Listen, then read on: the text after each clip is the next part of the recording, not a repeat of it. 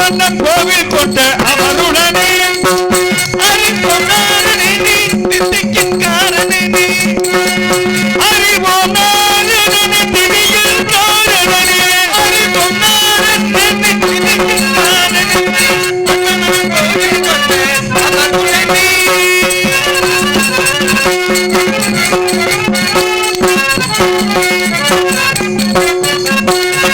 வேதம்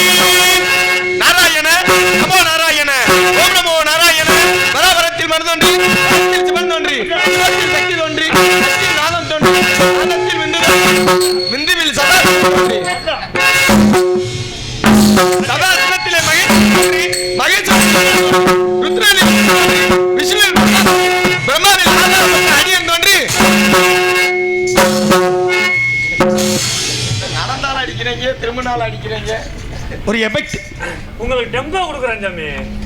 அபிஷேக பிரியா சிவா, அலங்கார பிரியா சிவா, கோத்தர பிரியா சூர்யா, அழக பிரியா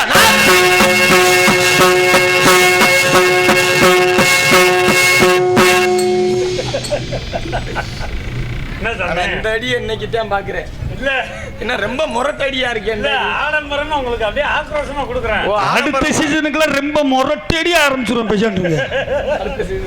அப்புறம் விடுறதா? இந்த நாடகத்தை சிறப்பாக நடித்தரும்படி நாடகர்களை வேண்டி கேட்டுக்கொண்டு இந்த மாலை ஊர் பொதுமக்கள் சார்பாக போடுகிறேன். இந்த நாடகத்தை சிறப்பாக வழிநடத்த செல்லும் இந்த அருமை தம்பி செந்தில் முருகன் அவர்களுக்கு மாலை அணிக்கப்படுகிறது.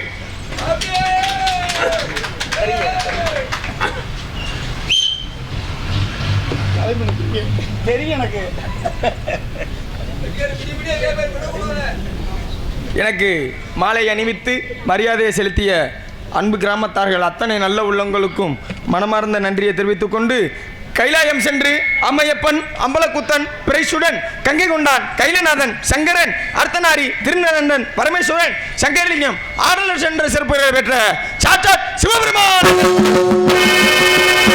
ஸ்ரீ வைகுண்டம் சென்று ஆதிநாராயணன் சங்கரநாராயணன் சூரிய நாராயணன் ஜெய ஜெயராமன் கோதண்டராமன் தசரதராமன் ராஜாராமன் சீதாராமன் கல்யாணராமன் சிவராமன் அண்ணந்தராமன் என் பாட்டன் பரதாராமன்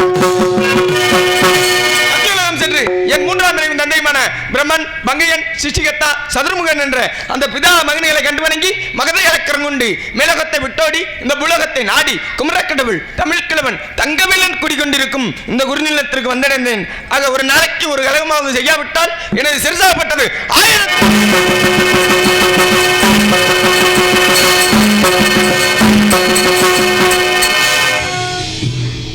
என்ன ஏன் தலை வெடிக்கிறேன். நான் வந்த இடம் சரியில்லையோ இந்த அடி அடிக்கிறீங்களே.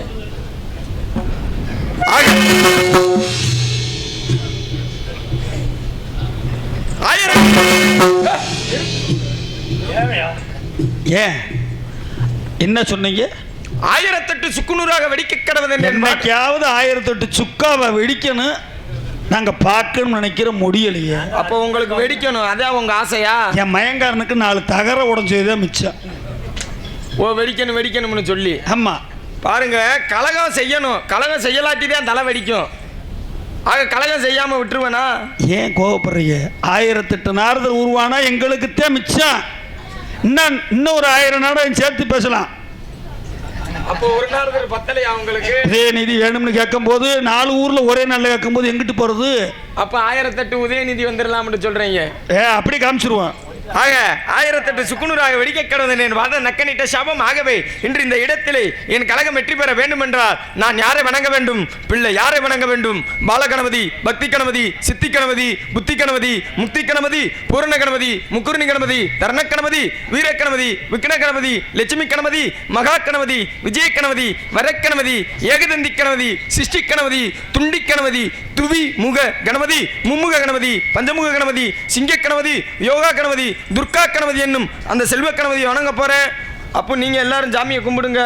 ஆமா, என்னடா நாரர் வந்ததும் அவர் சாமி கும்பிடுறதும் இல்லாம நம்மளையும் சாமியை கும்பிட சொல்றாரு. இதுவரைக்கும் நம்ம சாமியை கும்பிட்டு என்னத்தை கண்டோம்? சாமியை கும்பிட்ட நம்ம ஏழையா தான் இருக்கோம். சாமியை கும்பிடாத வந்து பணக்காரனா இருக்கான்னு நீங்க நினைக்கலாம். ஏழையா இருக்கிறதோ பணக்காரனா இருக்கிறதோ உங்க கையிலேயே என் கையிலேயே இல்லைங்க, எல்லாமே விதிங்க. இப்ப ஏழைக்கும் பணக்காரனுக்கும் பெரிய வித்தியாசம்லாம் இல்லை, ஒரே வித்தியாசம்தான். என்ன வித்தியாசம்னா, ஒருத்தன் நாயா அலைஞ்சா அவன் ஏழை. எப்படி? ஒருத்தன் நாயா அலைஞ்சா அவன் ஏழை, ஒருத்தன் நாயோட அலைஞ்சா அவன் பணக்காரன். நல்ல வித்தியாசம். நல்ல கை தட்டலாமே நீங்க. அது மட்டும் இல்ல, ஏன்னா கை தட்டினா 2 லட்சம் அவதாரம், அதனால யாரும் தட்ட மாட்டாங்க. ஆமா, நன்றி நன்றி. ஆக பாருங்க, ஒரு 700 இலக்கியம் பணக்காரனுக்கு நல்ல வித்தியாசம் சொன்னீங்களே. இது மட்டும் இல்ல, இன்னும் 2 வித்தியாசம் இருக்கு. எப்படி பாருங்க, ஒரு பணக்காரன் உணவை எப்படி தேடுவான்? ருசிக்காண்டி உணவை தேடுவான். யாரு? பணக்காரன் ருசிக்காண்டி உணவை தேடுவான். அதே ஒரு ஏழை பசிக்காண்டி உணவை தேடுவான். அது மட்டும் இல்ல, பாருங்க, ஒரு 200 கிலோ அரிசி முடைய ஒரு ஏழை வாங்குவான். எப்படி? 200 கிலோ அரிசி முடைய ஒரு பணக்காரன் வாங்குவான். ஆனால் அவனால் அந்த 200 கிலோ அரிசி முடைய தூக்க முடியாது. இது யாரு? பணக்காரன்.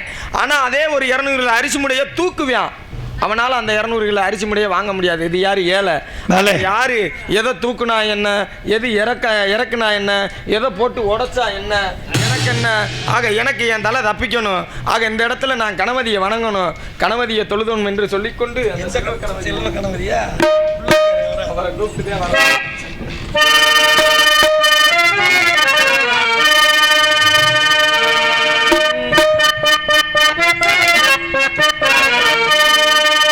கணபதியே எங்கள் குல சித்தி விநாயகனே,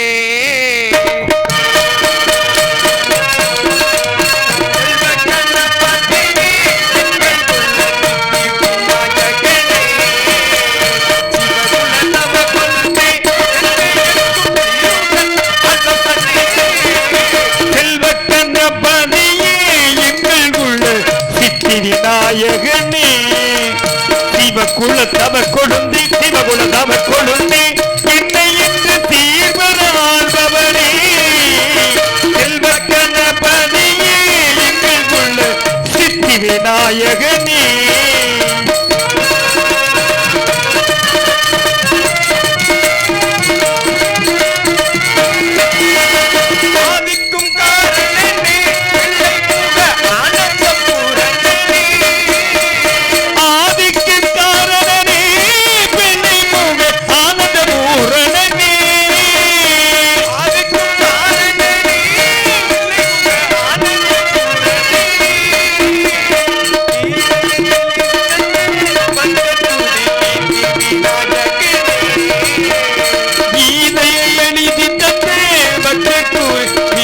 விநாயகனே,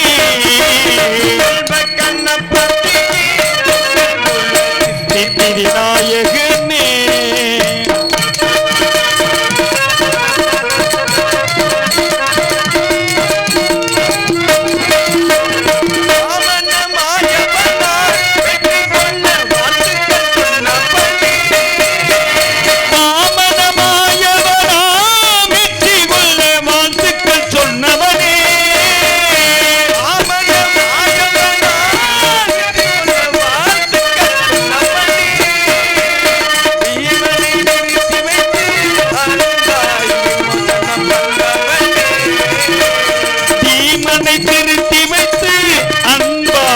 விமோசனம் செய்தவனே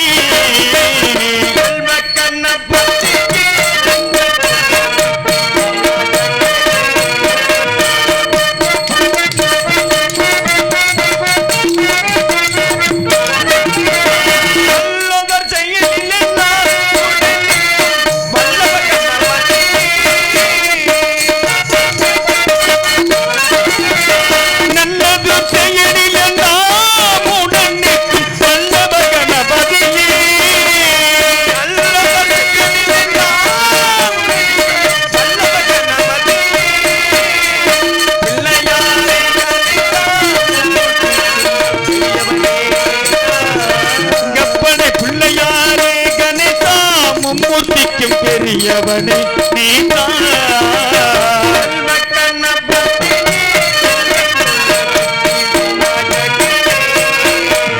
சிவகுல தவ கொழுந்தே சிவகுல தவ கொழுந்தே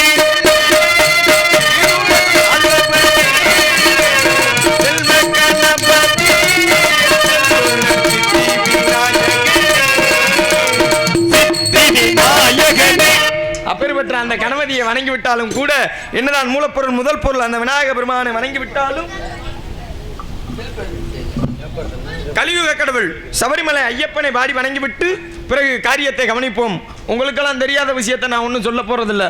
பாருங்க அன்பார்ந்த ரசிக பெருமக்களே, நீங்கள் கொடுக்கக்கூடிய பணத்தில் தான் எங்கள் பொழப்பெல்லாம் நடக்குது. ஆக நீங்கள் நல்லா இருந்தாதான் நடிகர்கள் நாங்கள் நல்லா இருக்க முடியும். ஏன்னா ஐயப்பன் கோயிலுக்கு நம்ம எதுக்குங்க போகிறோம்? மாலை விட்டு பாத யாத்திரையா பஸ்ஸில் விட்டு போவோம், வேண்டுதல் வச்சு போவோம். வேண்டுதல் வச்சு போவோம். ஆக ஒரு பிரம்மச்சாரியாக தான் இருந்து போவோம். யாரும் உல்லாசமெல்லாம் இருக்க மாட்டோம்ல மனைவியோட. சாமி இதெல்லாம் பேசலாமா நீங்க? இல்லைங்க, உண்மையை கேட்கணும்ல. ஆக பாருங்க ஐயப்பன் கோயிலுக்கு போகையில் இருமுடி பைக்குள்ள தேங்காய் கொண்டு போவோம். எப்படி? நெய் தேங்காவை. ஆக ஐயப்பனை போய் பல பேர் தரிசிக்கலாம். ஆனால் இங்கே பல பேருக்கு அந்த வாய்ப்புகள் கிடைக்காமல் போய்விடலாம். எல்லா பேரும் ஐயப்பங்களுக்கு போக முடியுமா? போக முடியாது. 100ல் ஒரு ஆளோ 100ல் ஒரு 20 பேரோ ஒரு 10 பேரோ தான் போக முடியும். ஏன்னா பல பேருக்கு அந்த வாய்ப்புகள் கிடைக்காமல் போய்விடலாம். அதை பற்றி யாரும் கவலைப்பட வேண்டிய அவசியமே இல்லை. உங்களுக்கு நான் ஒரு உபாயம் சொல்கிறேன்.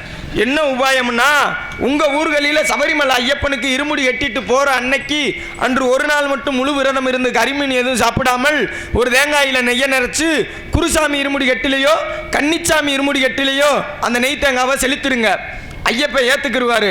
ஏன் ஒரு தூக்குச்சட்டியில் நெய்யை கொண்டு போகலாம், ஒரு சுர குடுக்கையில் கூட நெய்யை கொண்டு போகலாம். ஐயப்பன் ஒன்றும் தட்டிவிட மாட்டார். எதுக்கு வேலை இல்லாமல் ஒரு தேங்காயில் ஓட்டையை போட்டு அதில் நெய்யை நிறச்சி நம்ம சபரிமலைக்கு கொண்டு போகிறோம்? காரணம் வேணும்ல. பாருங்கள், ஹரிக்கும் சிவனுக்கும் பிறந்தவன் தான் ஐயப்பன். நெய் மகாவிஷ்ணுவின் அம்சம், தேங்காய் சிவனோட அம்சம். தேங்காய்க்கு பாருங்கள் 3 கண்ணு, சிவனுக்கும் 3 கண்ணு. தேங்காய்க்கு குடிமி இருக்கு, சிவனுக்கும் குடிமி இருக்கு. சிவனுடைய தலையில் கங்கை எனக்கூடிய நீர் உள்ளது, தேங்காய் உள்ளையும் கங்கை எனக்கூடிய நீர் உள்ளது. சிவனுடைய கையில் திருவோடு உள்ளது, தேங்காயை சுற்றியும் திருவோடு உள்ளது. அதனால தாங்க தேங்காயில் நெய்யை நிரப்பி சபரிமலை ஐயப்பனுக்கு கொண்டு போகிறோம். அப்பேற்பட்ட ஆனந்த ஐயப்பனை ஐயப்ப பக்தர்கள் தன் மேனியெல்லாம் சந்தனத்தை பூசிக்கொண்டு கன்னி பூஜையில் ஆட்டமாடி பாட்டு பாடி கொண்டாடுவார்கள். இந்த நாரதனோ தன் உடம்பெல்லாம் சந்தனத்தை பூசி வந்திருக்கிறேன். இந்த சந்தனம் மணக்கணும் என்றால் சபரிமலை சந்தனத்தை பாடணும். ஆக இந்த உலகத்தில் எல்லாமே சொல்லி தெரிஞ்சுக்கிடுவாங்க. சொல்லாமல் வருவது என்னன்னு தெரியுமா? எது? சொல்லாமல் வருவது ஒன்று தான் மனிதன். தெரியல, நீங்கள் சொன்னாதான் தெரியும். அதாங்க காதல். அனுபவம் உங்களுக்கு? அனுபவமா? என்ன எல்லாத்தையும் இங்கிட்டே திருப்புறீங்களே அனுபவம்னு? நாங்கள் சின்ன பிள்ளை தாங்க. இல்லைங்க, இப்போ ஒரு 10 ரூபாயை கொடுத்து கடைக்கு போய் ஒரு பொருள் வாங்கிட்டு வர சொன்னால் இது சொல்லி தெரிஞ்சுக்கிறது. அண்ணே இதில் கொஞ்சம் வாலி மேத்துனே நல்லா தானே இருக்குது, இது சொல்லி தெரிஞ்சுக்கிறது. ஆமாம், அந்த 4 ரூபாயில் அப்படின்றப்ப நீங்கள் ஒரு 4 ரூபாயில் அமுக்குவீங்க. அதுவும் சொல்லி தெரிஞ்சுக்கிறது. ஆனால் சொல்லாமல் வருவது ஒன்றுன்னா அதான் காதல். ஏன்னா இளைஞர் பட்டாளம்லாம் இருக்காரு.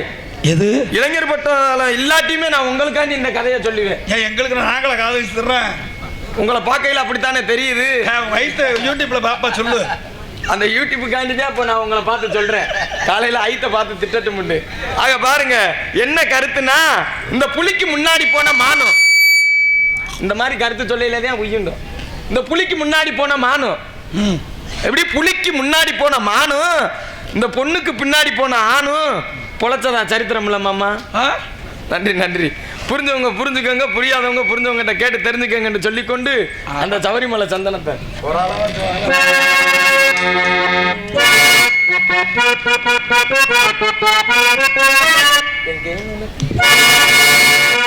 எங்கே மணக்குது சந்தனம், எங்கே மணக்குது ஐயப்ப சாமி கோவிலிலே சந்தனம் மணக்குது. இங்கே மணக்குது சந்தனம், இங்கே மணக்குது ஐயப்ப சாமி கோவிலிலே சந்தனம் மணக்குது.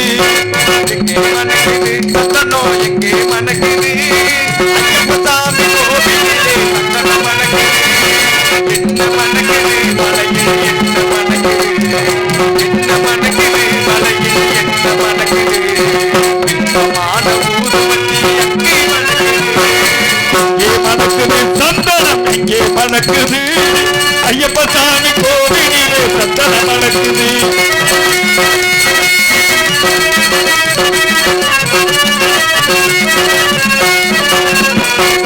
பள்ளிக்கட்ட சுமந்துக்கிட்டா பக்தி பிறக்குது, அந்த பனிமலையில் ஏறிடவே சக்தி பிறக்குது. பள்ளிக்கட்டை சுமந்துக்கிட்டா பக்தி பிறக்குது, அந்த பனிமலையில் ஏறும்போது சக்தி பிறக்குது. பகவானை பார்த்து விட்டா பாவம் பறக்குது, பகவானை பார்த்து விட்டால் பாவம் பறக்குது. படி கொண்டால் வாழ்வு பிடிக்குது. இங்கே மணக்குது சந்தனம், இங்கே மணக்குது ஐயப்ப சாமி கோவிலிலே சந்தனம் மணக்குது.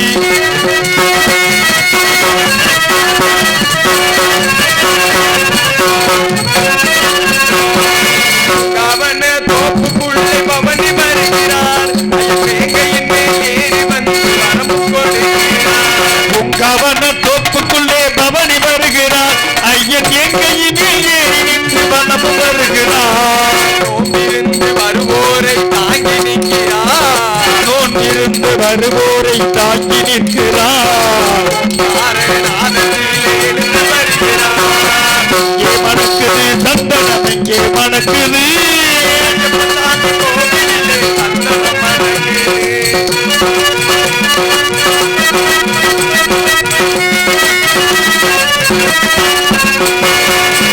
துள்ளி ஆடும் போது மனம் துள்ளுது, பேரழகை காண உள்ளம் ஆசை கொள்ளுது. வீட்டை துள்ளி ஆடும் போது மனமும் துள்ளுது, ஐயன் கேரளகை காண உள்ளம் ஆவல் கொள்ளுது. காட்டுக்குள்ளே நரிவு மோசமான திலகம்.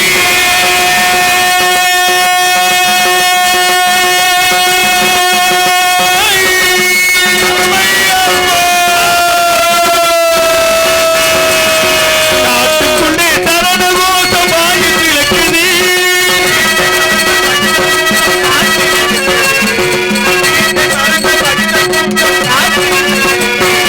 இங்கே மணக்குது சந்தனம், இங்கே மணக்குது ஐயப்ப சாமி கோவிலே சந்தனம் மணக்குது.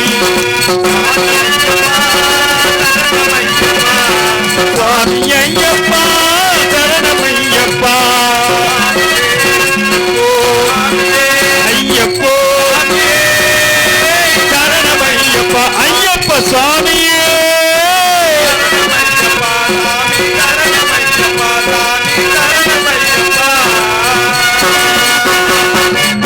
அப்பேற்பட்ட அந்த ஐயப்பனை வணங்கிவிட்டாலும் கூட தனம் தரும், கல்வி தரும், ஒருபோதும் தளர்வறியா மனம் தரும், தெய்வ வடிவம் தரும், நெஞ்சில் வஞ்சமில்லா இனம் தரும், நலனை எல்லாம் தரும், அன்பவர் என்பவருக்கே கணம் தரும், பூங்குழலால் அபிராமி கடைக்கண்களை என்ற தேனாட்சி புரியும் அந்த மதுரை மீனாட்சியை அந்த பல்லாக்கு குதிரையிலே அலங்கரித்து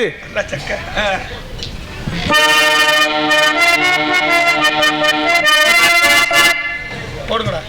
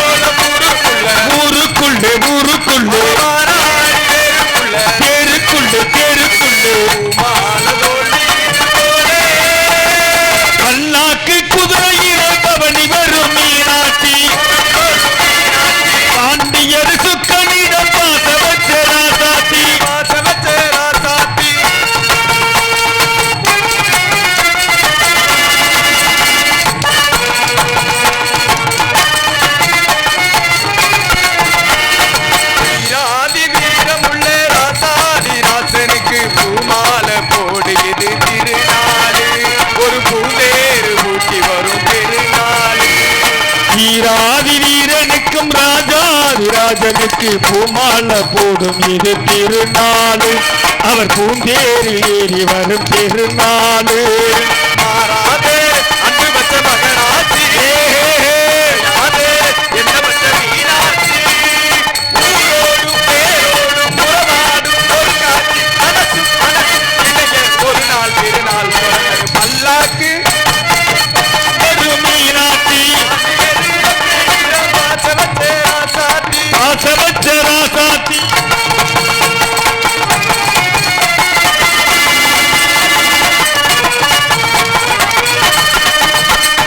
போடாத வேஷம் பல போட்டார் சுந்தரரு மீனாட்சி கரமுடிக்க நடந்தார் பல மேடான பாதையெல்லாம் கடந்தார் போடாத வேஷமெல்லாம் போட்டார் சுந்தரர் மீனாட்சி கரமுடிக்க நடந்தார் பல மேடான பாதையெல்லாம் கடந்தாரு.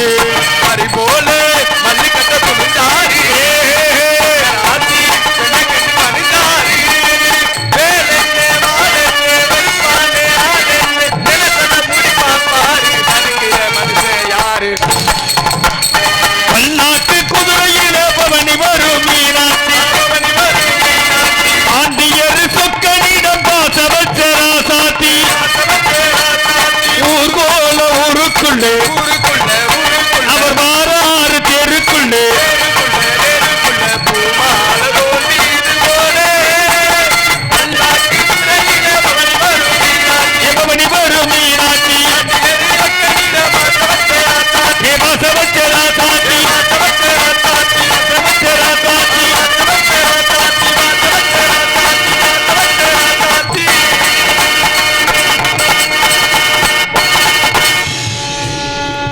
இப்போ எம்பிட்டு அவதாரம்னு தெரியுமா?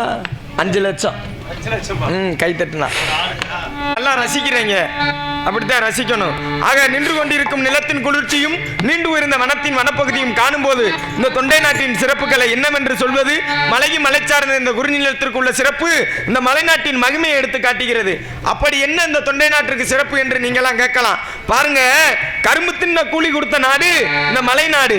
63 நாயன்மார்களில் செருதுளை நாயனார் பிறந்த நாடு இந்த பொன்னாடு. 12 ஆழ்வார்களில் திருமலிச ஆழ்வார் பிறந்த நாடு இந்த தொண்டை நாடு. அவை கிழவிக்கு அதிகமா நெல்லிக்கனி கொடுத்த நாடு இந்த மலை நாடு. அது மட்டும் இல்லைங்க, பறவைகள் என்றாலே 2 காலு தான். எந்த வகை பறவையா இருக்கட்டும் 2 காலு தான். ஆனா எங்கேயாச்சும் 4 கால் பறவை பார்த்துருக்கீங்களா? பார்த்துருக்க மாட்டேங்க. ஆக 4 கால் பறவை வசிக்கக்கூடிய அந்த சிம்புல் என்ற பறவை வசிக்கக்கூடிய நாடு இந்த மலை நாடு. ஆக இத்தனை சிறப்புகளையும் கண்டு ஒரு நாணம் கொண்டு நாட்டியம் ஆடுவது போல் சிம்பிள். இந்த சிம்பிளா? இந்த சிம்பிள் இல்லைங்க, பறவை. அதுக்கு தேவை பேர், இதுக்கு சிம்பிள். அப்படியா? எதுக்கு பேர் வந்து தெரியுமா? எதுக்கு? சிம்பிளா இருக்கிறதுனால சிம்பிள். ஆனா இவ்வளவு பெரிய அறிவாளியெல்லாம் இன்னைக்கு தான் மாமா பாக்க.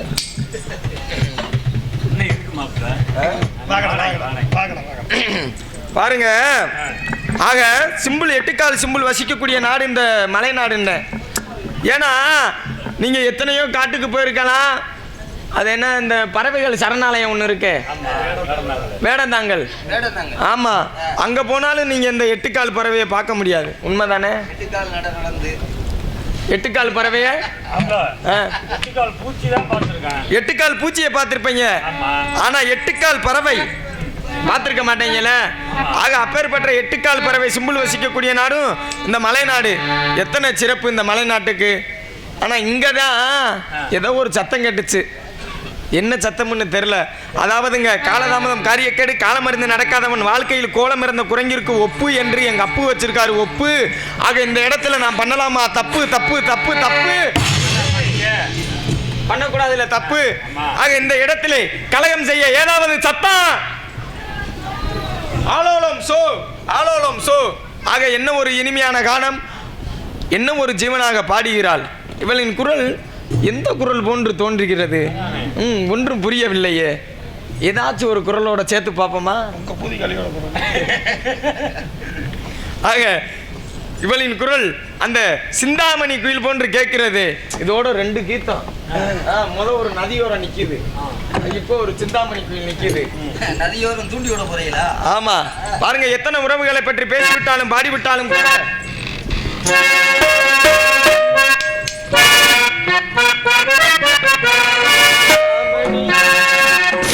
சிந்தாமணி குயிலே சிந்தாமணி குயிலே பறக்கும் சென்னாலும் பூமடலே சிந்தாமணி குயிலே பறக்கும் சென்னாலும் பூமடலே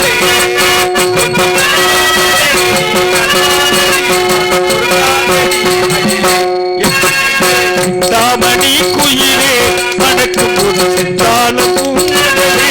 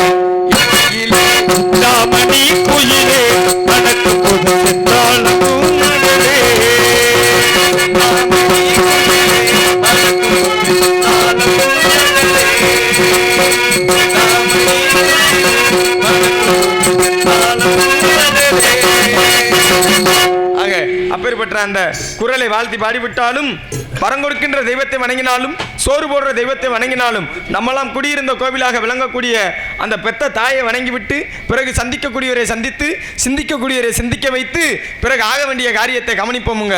உங்களுக்கெல்லாம் தெரியாத விஷயத்தை நான் ஒன்றும் சொல்ல போகிறதில்ல. கோவில்களில் தெய்வங்கள் இருக்கும் இடமும் கருவறை தான். ஒரு தாய் நம்மளை 10 மாதம் சுமக்கிறதும் கருவறை தான். அதனால தான் குடியிருந்த கோவில்னு நம்ம பெத்த தாயை எல்லோரும் சொல்கிறோம். நம்மளை சுற்றி பாருங்கள், என்னதான் அண்ணன் தம்பி அக்கா தங்கச்சி மாமன் மச்சினே உற்றார் உறவினர் எத்தனையோ சொந்த பந்தங்கள் இருந்து விட்டாலும் கூட பெத்த தாயின்னு ஒருத்தி இல்லைன்னா நம்ம எல்லோரும் நாதியத்தை அனாதை தாங்க. ஒரு தாய் 10 மாதம் தன் கருவில் சிசுவை சுமந்து நல்ல முறையில் பெற்று எடுத்தாதான் அது பேர் பிரசவம். அதே தாய் பிரசவ வேதனையில் பிள்ளை பெற முடியாமல் செத்து போயிட்டா அது பேர் பிறர் சவம். இது நம்ம நீதிதாய் குலத்திற்கு மட்டும் இல்லைங்க. ஒரு பெண் நண்டு தன் குஞ்சு நண்டுகளை பெத்து போட்டதுமே அந்த தாய் நண்டு செத்து போகுமா? ஒரு பெண் தேளு பிரசவத்தன்னைக்கே செத்து போகுமா? ஏன்னா அந்த பிறந்த தேள் குஞ்சுகள் தன் தாய் தேலை கடித்து தின்றுமா? இப்படி இந்த உலகத்தில் பாருங்க, பெண்ணாக இருந்தாலும் நண்டாக இருந்தாலும் தேளாக இருந்தாலும் தன் உயிரை மாய்த்து தன் வாரிசுக்கெல்லாம் உயிரை கொடுக்குது. அப்பேற்பட்ட தாயை நம்ம எப்படிங்க பார்த்துக்கிறணும்? இன்னைக்கு யார் தாயை பார்த்துக்கிறா? பூரா கல்யாணம் முடிஞ்சோடனே பொண்டாட்டி பேச்சை கேட்டுக்கிட்டு முதியோர் இல்ல அனாதை இல்ல ரோட்டிலையும் காட்டிலையும் பத்தி விட்டு புட்டு இவங்க பொண்டாட்டியோட உல்லாசமா இருக்காங்க. நானா யாரு பொண்டாட்டியோட?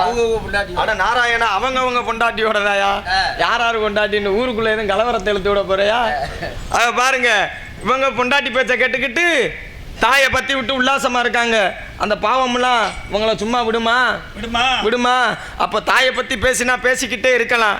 தாயை பத்தி ஒரே ஒரு குட்டி கதை மட்டும் சொல்றேன். உங்களுக்கெல்லாம் பிடிச்சிருந்தா சும்மா உட்காராம இந்த சின்னஞ்சிறு கலைஞனை பாராட்டி ஆதரவு கொடுத்து 2 தட்டு தட்டுங்க, கை தட்டு. இல்லைன்னா வீட்டுக்கு எழுதிட்டு போங்க எல்லாரும். இல்லாட்டி என்ன பண்றீங்க, இந்த முன்னாடி உட்காந்துருக்காங்க பாருங்க, அவங்க முதுக போட்டு தட்டுங்க வத்துன்னு. ஆக பாருங்க, ஒரு பெரிய குடும்பத்தில் மூத்த மகன் ஒரு பெரிய அலுவலகத்தில் வேலை பார்த்துட்டு வீட்டுக்கு வந்ததும் மாரடைப்புனால செத்து போறான். யாரு? மூத்த மகன். அப்ப பாருங்க, அந்த மூத்த மகனோட அம்மா அப்பா தம்பி தம்பி கொண்டாட்டி அத்தை மாமா இப்படி குடும்பமே கண்ணீர் விட்டு அழுது புலம்பி வீடே ஒரே சோகத்தில் இருக்குங்க. அப்பேன்னு பாருங்க அந்த வழியா ஒரு சாமி வழிபோக்கா வராரு. சாமினா என்னைய மாதிரி சாமியாரு வழிபோக்கா வரையில என்னடா அந்த வீட்டுக்குள்ள குய்ய முறைன்னு அழுக சத்தமா கேட்குதேன்னு அக்கம் பக்கத்தில் விசாரிக்கிறாரு. அக்கம் பக்கத்தில் விசாரிச்சுட்டு இந்த சாமி அந்த செத்து போனவனோட குடும்பத்துக்கு ஆறுதல் சொல்லலாம்னு இந்த சாமி வீட்டுக்குள்ள போக சாமி வீட்டுக்குள்ள நுழைந்த உடனே பாருங்க அந்த செத்து போனவனோட பொண்டாட்டிக்காரி இருக்கா பாருங்க. அவன் இந்த சாமியை பார்த்துட்டு ஐயா சாமி என் புருஷன் எங்களெல்லாம் விட்டு இப்படி செத்து போயிட்டாரு, என் புருஷனை எப்படியாவது காப்பாத்துங்கன்னு இந்த சாமியோட காலில் விழுந்து கதறி கதறி அழுகிறா. யாரு? செத்து போன புருஷனை காப்பாற்ற சொல்றா அந்த பொண்டாட்டிக்காரி. அப்போ நல்ல பாசக்காரியாக தான் இருப்பா, அப்படி ஒட்ட பொண்டாட்டி கட்டணும்.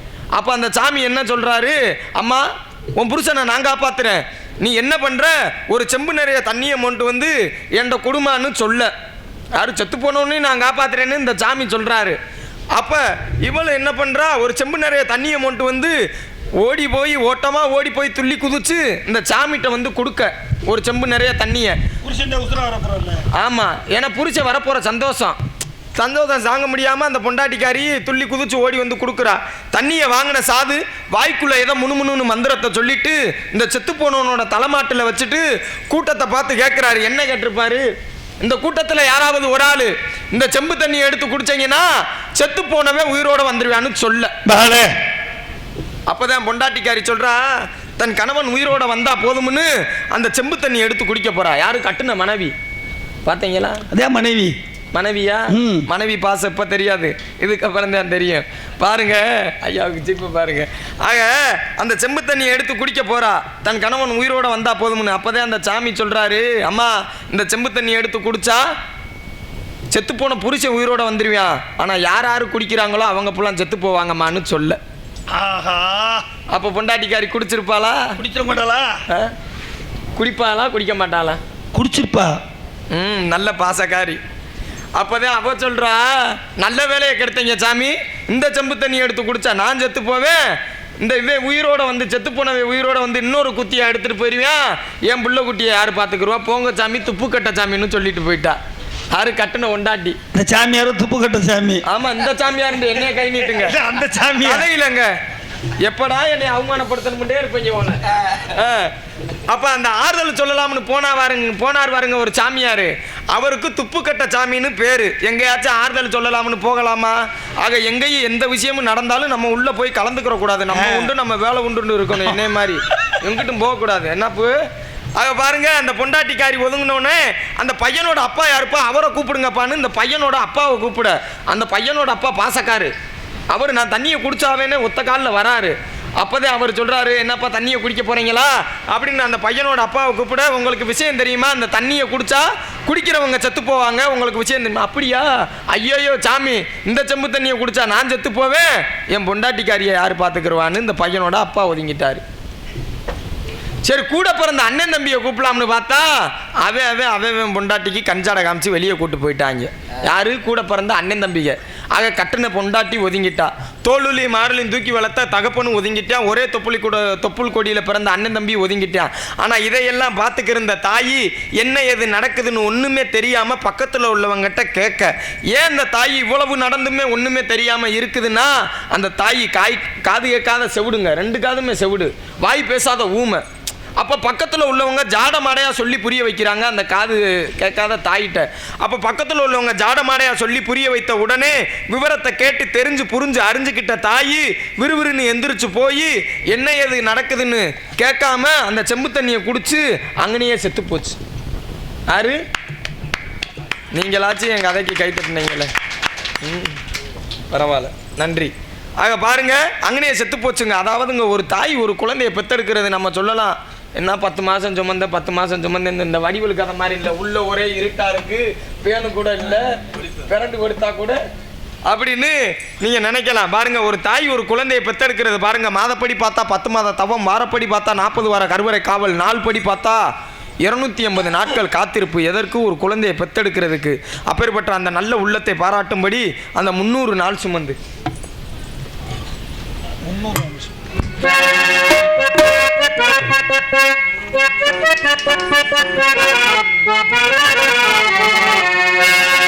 முன்னூறு நாள் சுமந்து என்ன மூச்சடக்கி பெத்தெடுத்து பல 100 தவம் இருந்து என்ன பக்குவமா என்றெடுத்து மாறுலையும் தோளுலையும் நாவூரங்க என கட்டி காட்டுலையும் மெட்டுலையும் நெத்தி வேர்வ நித்தஞ்சுட்டி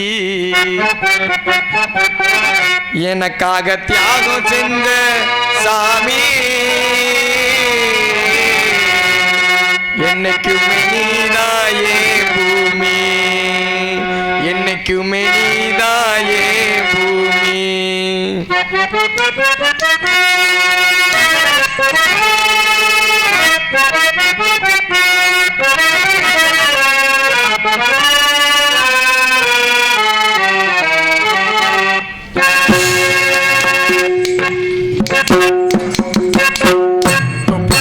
சொந்தம் தந்து தொட்டில் கட்டி யாராட்டி தொப்புள் கொடி சொந்தம் தந்து தொட்டில் கட்டி யாராட்டி மோத முத்தமிட்டு மூச்சு கட்ட பங்கு போட்டு மோத முத்தமிட்டு மூச்சு கட்ட பங்கு போட்டு பொத்தி பொத்தி என்ன வளர்த்தது யாரு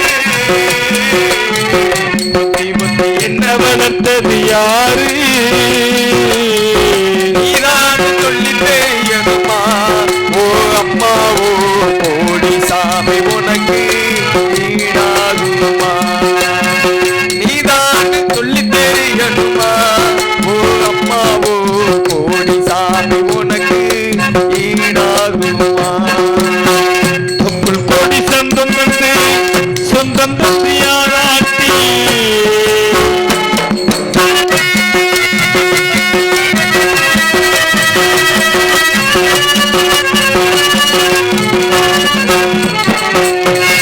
களவெட்ட நெல்லருக்கு கல்கடக்க நீ நடப்ப எனக்கு நெல்லு சோறு பொங்கி தந்து நிச்சத நீ குடிப்ப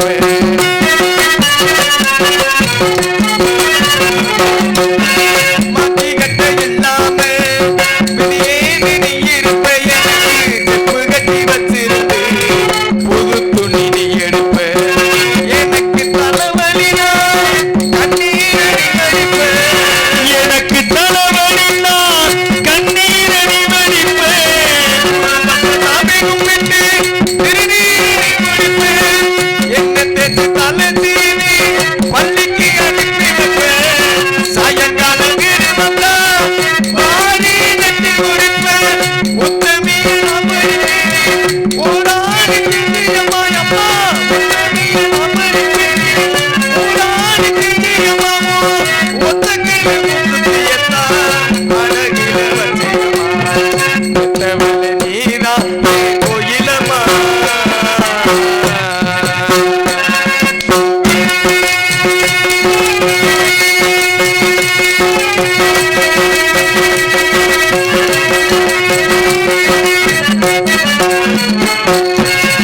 காலத்துக்கும் வறுமையில கலங்கி நின்னதுதனா கரை சேர வேண்டும் ஒன்று கடவுள நீ தொழுத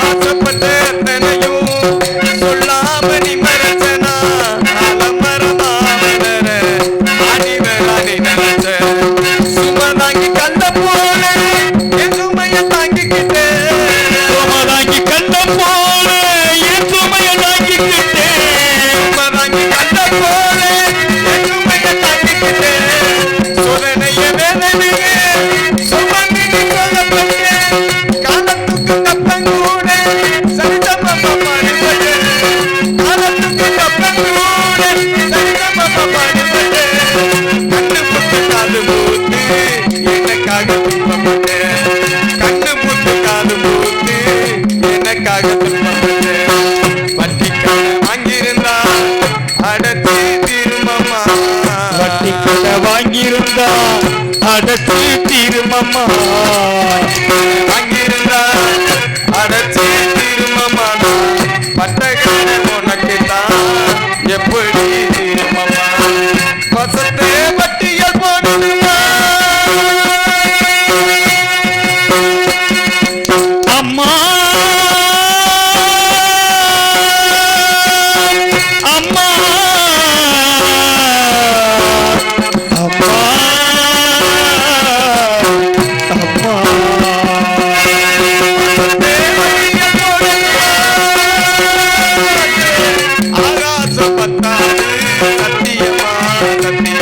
300 நாள் சுமந்து முச்சடிக்கு பெற்றெடுத்து பல நூறு தவம் இருந்து என்ன பக்குவமா எடுத்து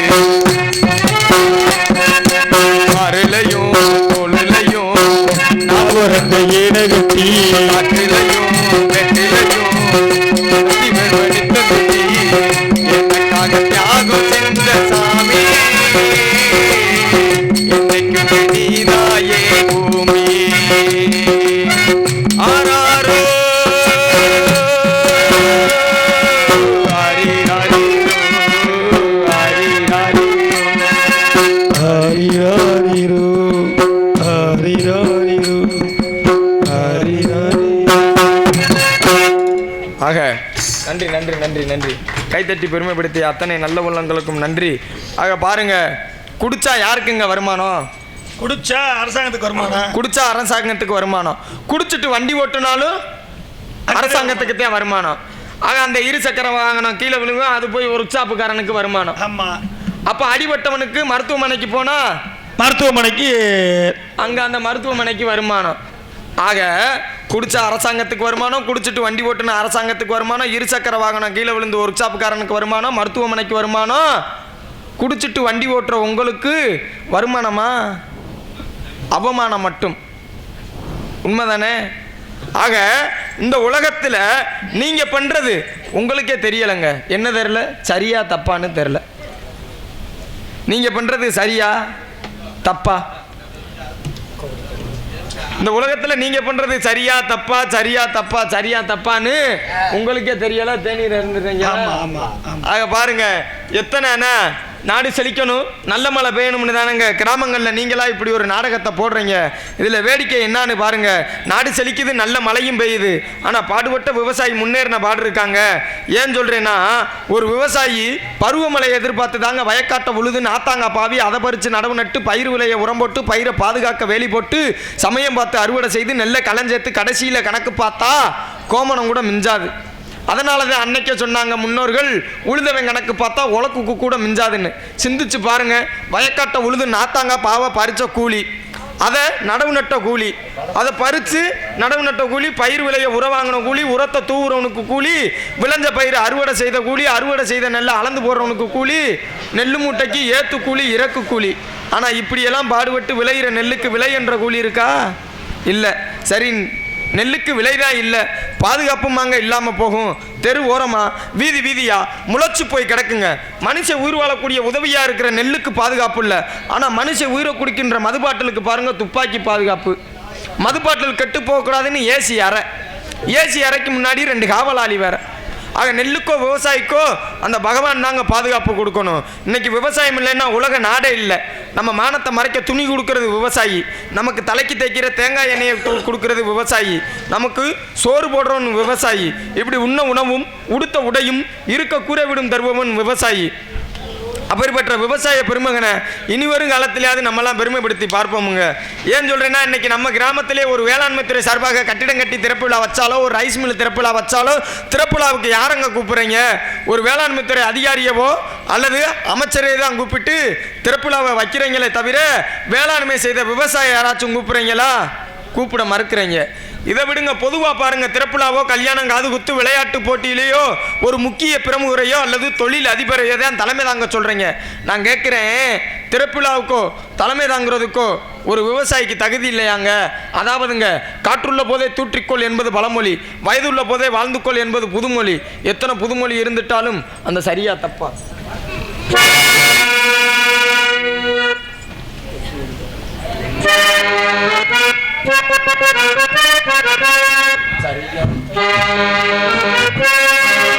சரியா தப்பா சொல்லுறது சரியா தப்பா?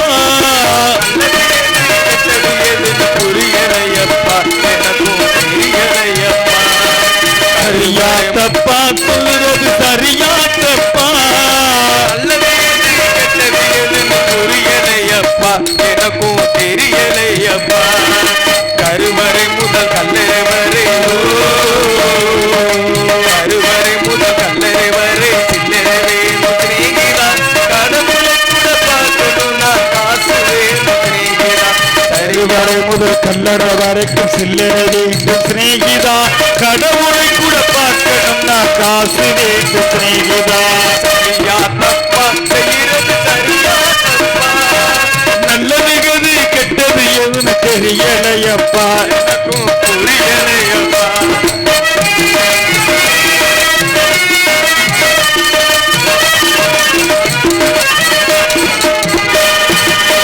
பணந்தா இல்லைனா பாசம் உனக்கு கிடைக்காது, காசுதான் இல்லைனா காதல் கூட கிடைக்காது. பணம்தான் இல்லைன்னா பாசம் உனக்கு கிடைக்காது, காசுதான் இல்லைன்னா காதல் கூட இனிக்காது. பெற்ற தாயிடத்தில் பட்டக்கடலாரோ, ஏதோ முடிந்தவரை அடுத்துவே என்னாலும் என்னையும் நம்பி குடும்பம் அங்கே காத்திருக்குதடா, அது வெடித்தவர முருகனா மெழுக வத்தியடா. ஆக மொத்தம் எதுவும் எனது குத்தம் இல்லையடா, அடமர்ந்து வாழ கூட சுத்தம் இல்லையடா. சரியா தப்பா சொல்றது சரியா தப்பா, நல்லது எது கெட்டது எதுன்னு தெரியலையப்பா. எனக்கும் புரியலையப்பா.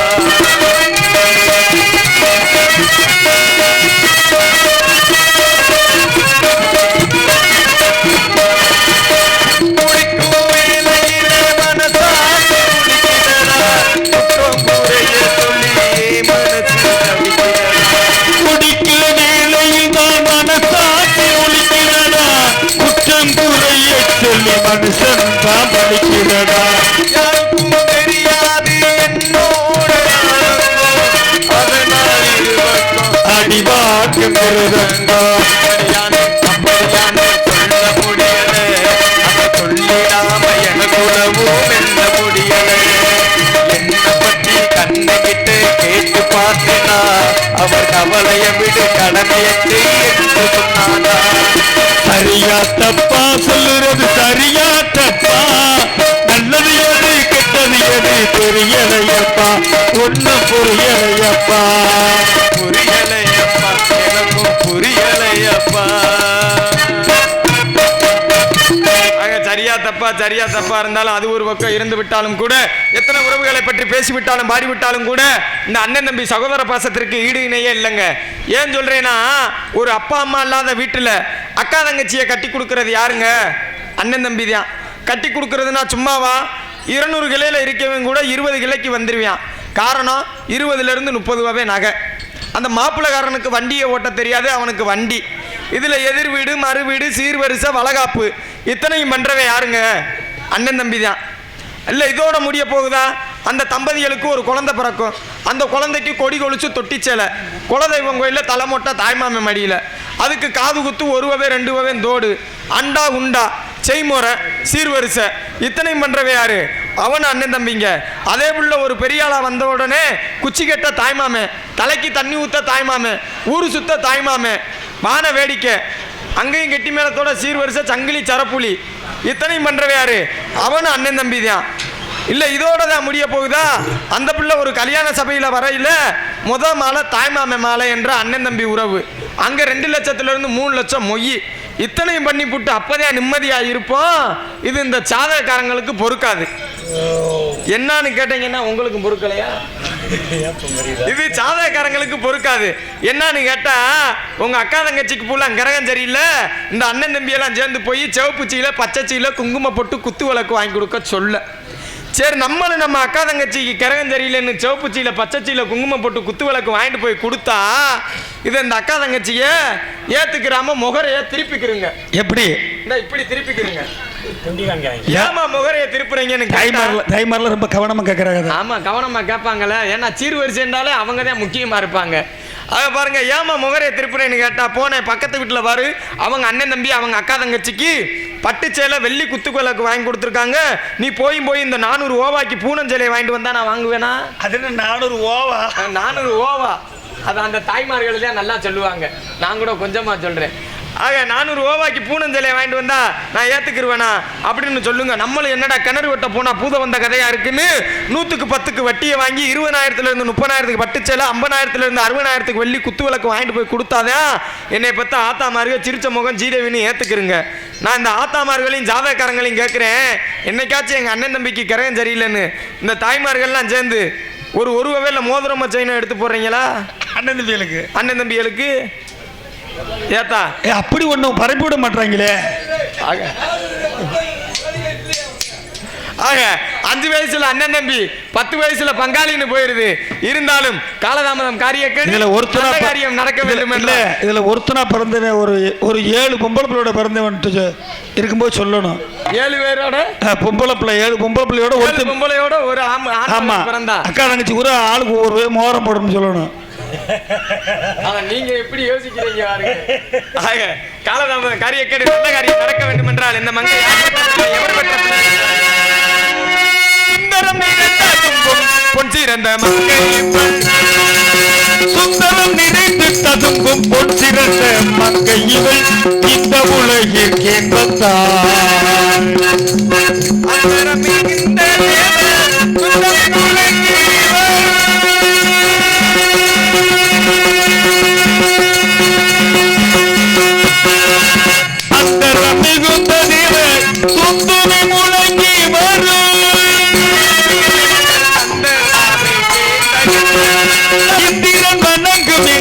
கந்தசாலைக்கே தகுந்த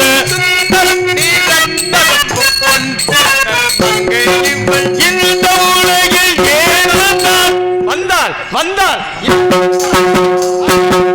அறிந்தேன் கரிபரநாமனின் இடது கண்ணில் தோற்றுவிக்கப்பட்ட இவளை சுந்தரவல்லியாகும். சிவமுனிவரின் திருவள்ளி நோக்கால் இந்த பூலோகத்தில் மான்மகளாக பிறந்து வனவடர் தலைவன் நம்பியால் கண்டெடுத்து வளர்க்கப்பட்டு வள்ளி என்ற திருநாமம் சூட்டி குல வழக்கப்படி பறவைகளை விரட்டி வருகிறார். இந்த வள்ளிக்கும் என் மாப்பிள்ள ஒரு முறைக்கு மாமா வேற வேணும். என் மாப்பிள்ள முருகபெருமானுக்கும் கல்யாணம் நடக்க நான் நெருங்கி விட்டதால் உடனே இவளை சந்தித்து என் உட்கருத்தை யூகித்து பிறகு ஆக வேண்டிய காரியத்தை கவனிப்போ. நாராயணன்